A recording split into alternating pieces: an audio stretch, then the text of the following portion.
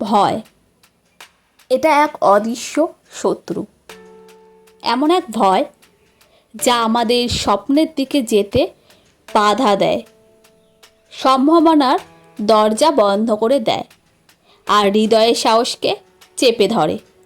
কিন্তু প্রশ্ন একটাই, আমরা কি এই ভয়কে জয় করতে পারি না? পারবই তো, কারণ ভয় নয়, সাহসী আমাদের জয় আনে। ভয়ের অস্তিত্ব আছে ঠিকই, কিন্তু সাহসের শক্তি তার চেয়েও অনেক বড়। ভয় কী করে? আমাদের থামাতে চায়, আর সাহস কী করে? আমাদের সামনের দিকে এগিয়ে যেতে বলে। ভয় আমাদের কি বলে? তুই পারবি না। আর সাহস কি বলে? চেষ্টা করে দেখ, তুই পারবি। অনেক মানুষ আছে এমন, যারা শুধু ভয় থেকেই হার মেনে নেয়, শুরুই করে না। অথচ তারা জানেও না সেই অজানা ভয়টাকেই তাদের সবচেয়ে বড় বাধা।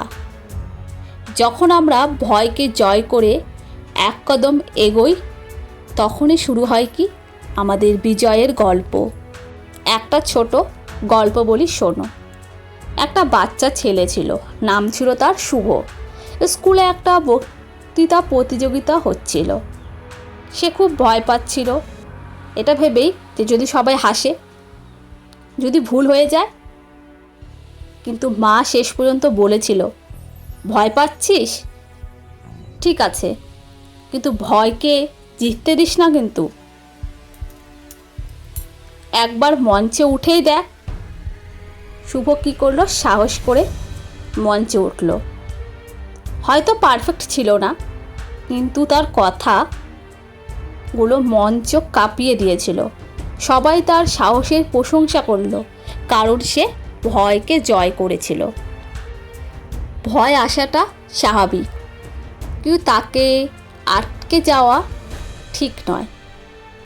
সাহস মানে ভয় না পাওয়ার নয়, বরং ভয় পাওয়ার পরেও সামনে এগিয়ে যাওয়া।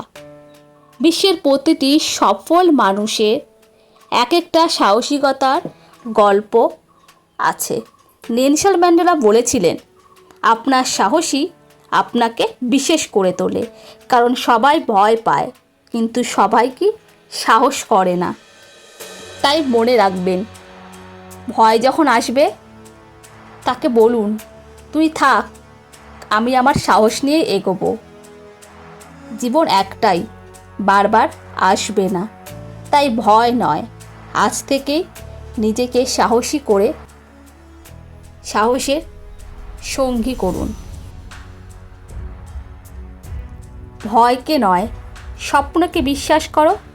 সাহস তখন নিজেই পথ দেখাবে।